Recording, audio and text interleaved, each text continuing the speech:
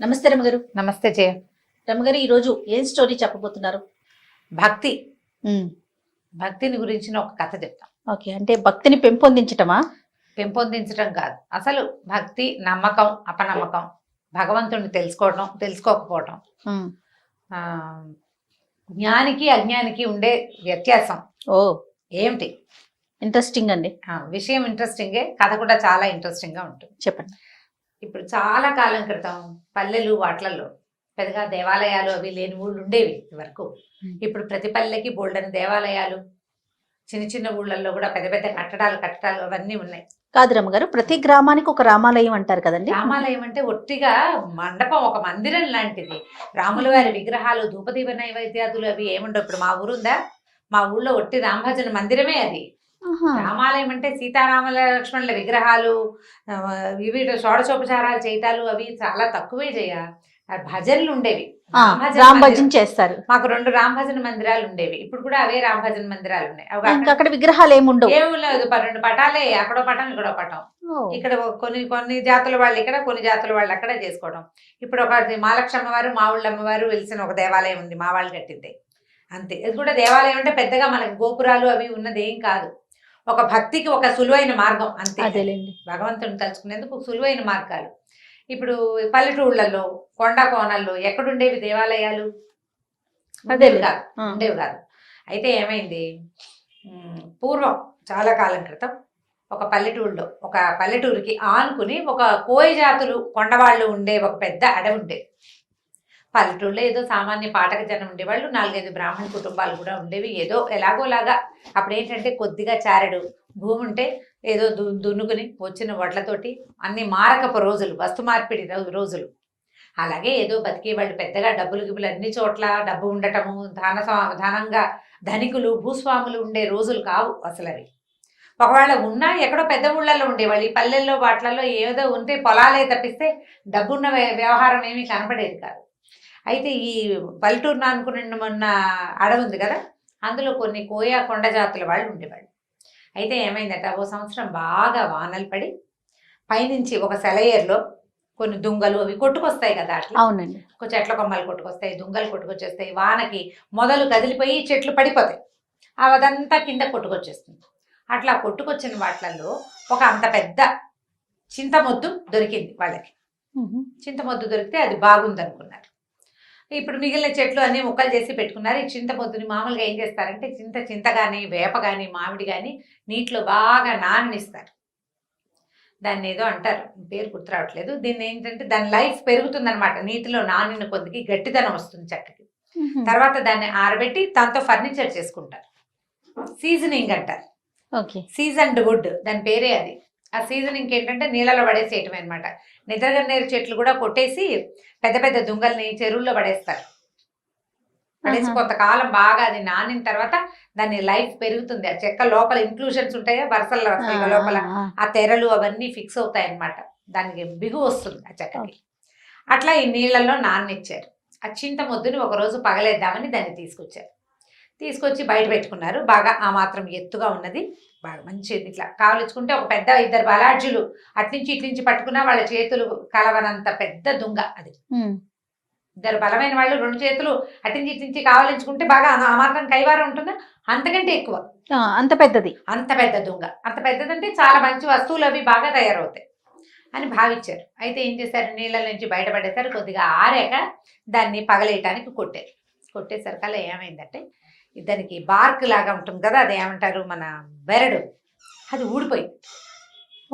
అది ఊడిపోయి దుంగ కొంచెం పక్కకి వాలితే కింద అది పగలగొట్టడానికి దుంప తెగింది. ఒక కుర్రాళ్ళు కొంతమందికి నేల మీద పడుకున్నారు. ఒక కుర్రాడు నేల మీద పడుకుని ఇట్లా అలా చూసేసరికి ఆ దుంగకి ఇవి చెక్కల్లో ఒక రకమైన తెరలుగా ఒక డిజైన్ లాగా ఉంటుంది కదా, ఆ డిజైన్ ఎలా కనపడిందంటే దాని మీద ఉన్నది ఆ దుంగకి 2 కళ్ళు ఉన్నట్టు కనపడింది వాడికి. ఓ ఇది చూస్తోందిరా అన్నాడు. చూడటం ఏమిటి, దాన్ని నిలబెట్టారు. చూస్తే ఇట్లా నిలువుగా ఉన్న దుంగకి ఇట్లా 2 కళ్ళల్లే కనపడ్డాయి. అప్పుడు వాళ్ళు ఏమనుకున్నారు, ఎంత కొట్టినా కసుగందల చెక్క ఇక్కడ, బెరడు మాత్రం ఊడిందంతే. చూస్తుంటే వాళ్ళకి సంతోషం వచ్చేసింది. ఈ దొంగని ఇది జేజి అని భావించారు. భావించి ఏం చేశారు, ఆ చెరువు పక్కనే ఎక్కడ సెలయేరు ఎక్కడ కిందకు వచ్చిందో దానికి కొంచెం పక్కగా ఆ తడి ఇవక లేకుండా చూసుకుని ఓ చోట నిలబెట్టారు. నిలబెట్టి బొట్టు పసుపు రాసి బొట్టు పెట్టుకున్నారు. అక్కడి నుంచి ఆ దొంగని జేజిగా భావించి రోజు దండం పెట్టుకోవటం మొదలుపెట్టారు. పసుపు రాసేవాళ్ళు, బొట్టెట్టేవాళ్ళు. ఏదో శుక్రవారాలు శనివారాలు ఏమీ తెలియదుగా వాళ్ళకి అమాసలు పుణ్యాలు తెలుసు, కార్తెలు తెలుసు. ఆ ప్రకారంగా అప్పుడు ఆ కార్తెలు అమ్మవారికి చేయవలసిన కొలుపులు ఈ దొంగ జేజికే చేసుకునేవాళ్ళు వాళ్ళు. అయితే ఒకనాడు ఈ పక్కన పల్లెటూళ్ళలో బ్రాహ్మణ కుటుంబాలు ఉన్నాయి కదా, ఈ పల్లె నుంచి ఒక ఆయన అటు దారేపోతూ చూసి ఇట్లా నిలబడి ఉన్న అమ్మవారిలో ఒక శక్తి ఆయన ఆకర్షించింది. ఆ నేత్రాలు కూడా చూస్తున్నట్టుగా కనపడ్డాయి. వీళ్ళు పైగా చక్కగా పసుపు రాసి బొట్టు అది పెట్టేసరికి పైన బొట్టు కింద నేత్రాలతోటి చాలా ఆకర్షణీయంగా కనపడింది. ఆయన ఏమనుకున్నాడంటే ఏదో శక్తి వెలిసింది ఇక్కడని రోజు దీపం పెట్టేవాడు. ఏం పెద్ద విశేషం ఏం లేదు, వచ్చి దీపారాధన చేసేవాడు.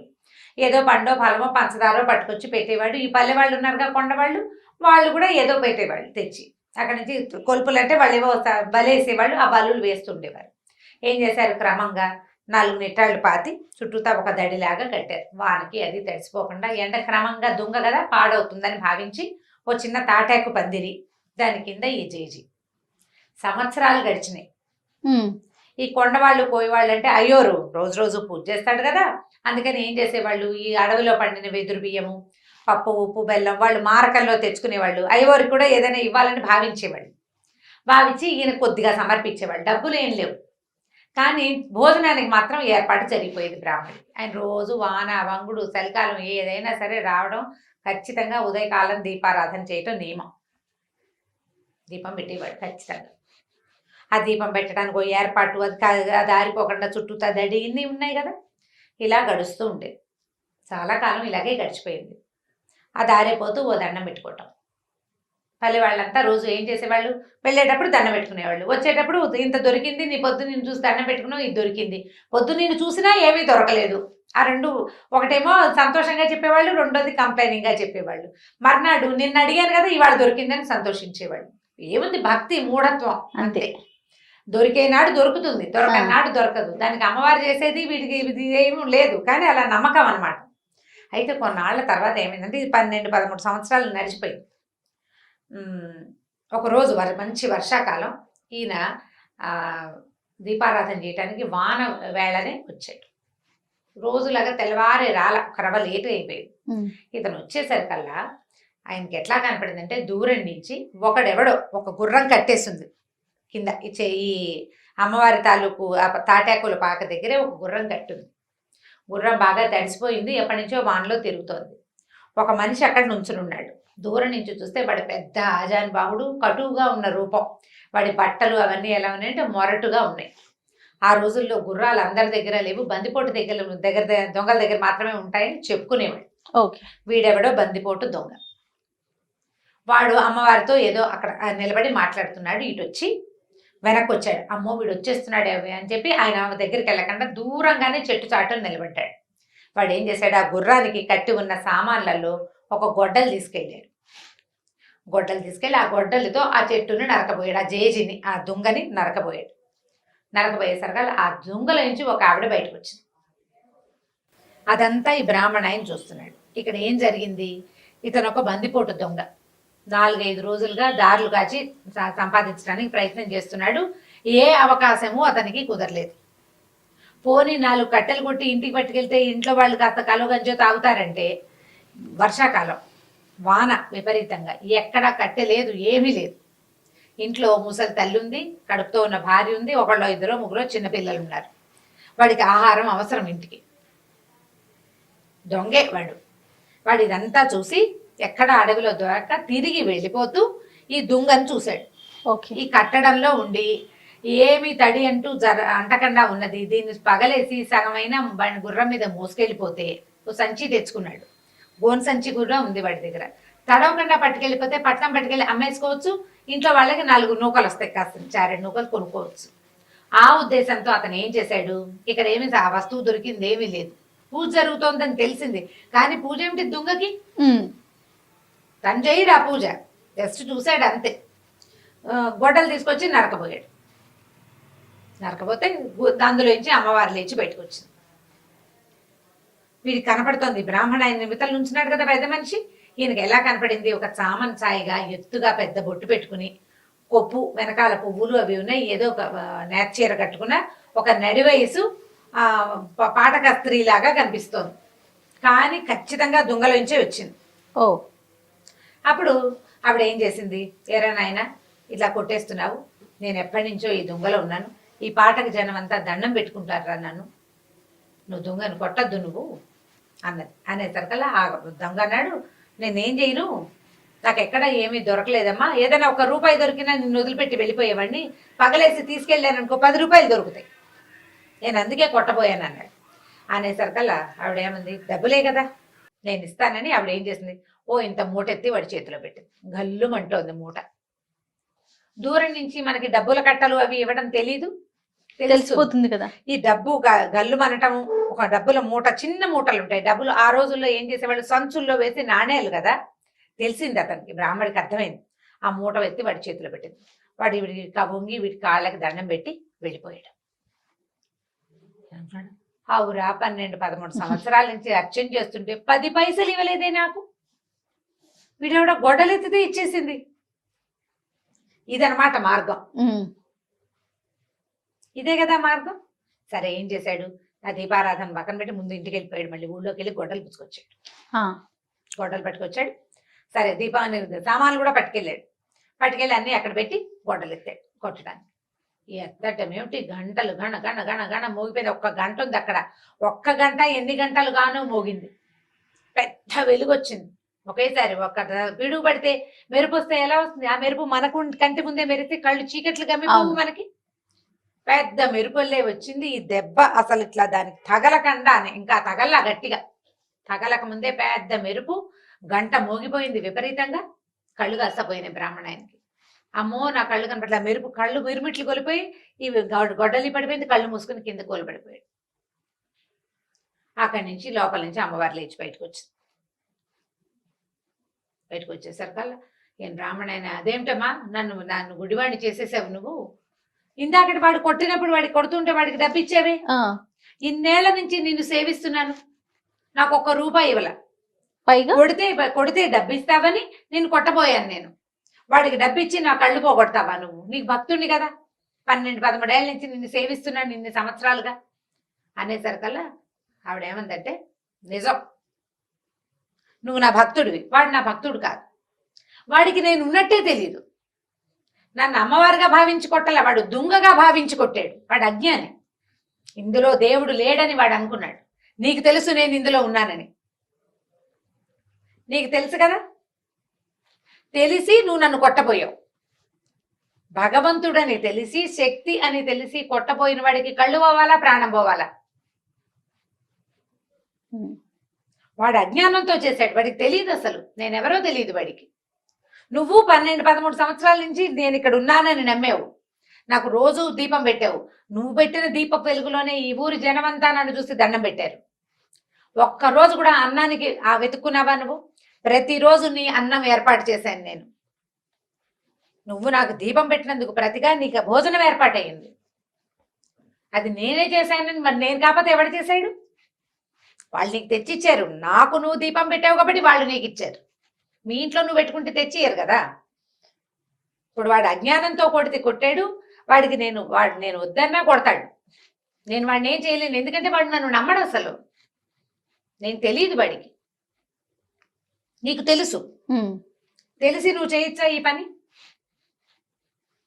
తెలియని వాడు ఏ తప్పు చేసినా ఓకే, తెలిసిన వాడు చెయ్యొచ్చా, ఇది తప్పని నీకు తెలుసు, చెయ్యకూడదు కదా, అందుకే నీ కళ్ళు పోయినాయి. ఇప్పుడు చెప్పు, 100 నాణేలు వాడికి ఇచ్చాను, నీకు కావాలంటే ఇస్తా, మళ్ళీ 100 నాణేలు వాడికి ఇచ్చాను, నీకు కావాలంటే ఇస్తా, కళ్ళు కావాలా 100 నాణేలు కావాలా తేల్చుకో, నేను కావాలా నీకు 100 నాణేలు కావాలా, ఇప్పుడు సమాధానం ఏది? బ్రాహ్మణుడు నిర్ఘాంతపోయాడు. కాదు, డబ్బుకు ఆశపడ్డాను నేను, ధనదేవత నన్ను అట్లా పిలిచింది, ఇన్నాళ్ళు నువ్వు నాకు అన్నం పెడుతున్నావన్న జ్ఞాపకం నాకు లేదు, నీ వల్లే నేను ఉంటున్నాను, నువ్వు నన్ను ఉండనిచ్చావు కాబట్టి ఉన్నాను ఇన్ని సంవత్సరాలు, నేను ప్రతిరోజు దీపం నేను పెట్టట్లేదు, నన్ను నువ్వు పెట్టనిచ్చావు. గుర్తించాడు. మనకు అవకాశం ఇస్తాడమ్మా భగవంతుడు. నేను చేస్తున్నానని అనుకుంటే ఎట్లా? ఈ పని చేసేందుకు నాకు అవకాశం భగవంతుడు ఇచ్చాడు. ఆయన ఇవ్వదలుచుకోలేదు, శక్తి మనని ఈ పని చెయ్యనివ్వలేదు అంటే చెయ్యనివ్వదు అంతే. ఇంకా చెయ్యనివ్వదలుచుకోకపోతే ఇక చెయ్యదు, ఏం లేదు, సున్నా. మనం ఇదంతా నీ ప్రతిభ ఎట్లా అవుతుంది? నీ కాలు చెయ్యి కదులుతున్నాయంటే నీ వల్ల? అది కాదే, నీ వల్ల కాదు, ఎవ్వడి వల్ల కాదు. నీ లోపల అంతర్జ్యోతి ఒకటి వెలుగుతున్నంత సేపే నువ్వు చేయగలుగుతావు. ఆ జ్యోతి కొడిగట్టిన మసిబారిన నీ వల్ల కాదు. దాన్ని అలా వెలిగించి ఉంచేదే భగవత్ శక్తి. అది ఒప్పుకుంటేనే నీ కాళ్ళు చేతులు అన్ని సమస్తము వదులుతాయి, నువ్వు చేస్తావు క్రియ, ఏదో విజయం సాధిస్తావు. భగవంతుడు ఒప్పుకొని శక్తి ఒప్పుకోనప్పుడు ఇంకా నువ్వు చేసేదేం లేదు. అవును.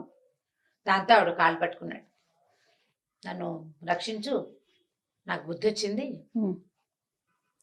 నేను జ్ఞానిగా ఉన్న అజ్ఞానిని భగవంతుడు ఉన్నాడని తెలిసినా తెలుసుకోలేని అజ్ఞానిని నేను, నన్ను కరుణించమంటే ఆవిడకి కళ్ళు వచ్చేసినాయి బ్రాహ్మడికి.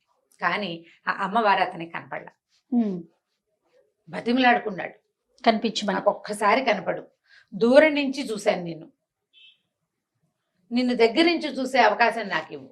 ససేమిరకు అనలేదు. జీవితంలో అతను ఆ శక్తిని చూడలేడు. ఇప్పుడు అసలు అమ్మవారు ఒక శక్తిని ఈ చెక్కలో ఉందని వాళ్ళు పూజిస్తున్నారని తెలియని అజ్ఞాని, ఒక దారులు కాచే దొంగవాడికి సాధారణంగా మనిషి రూపంలో ప్రత్యక్షమై వాడితో మాట్లాడి వాడిని నెమ్మదిపరిచి వాడికి కావాల్సిన డబ్బులు ఇచ్చి ఈ పని చేయబోక అని చెప్పి పంపించేసింది.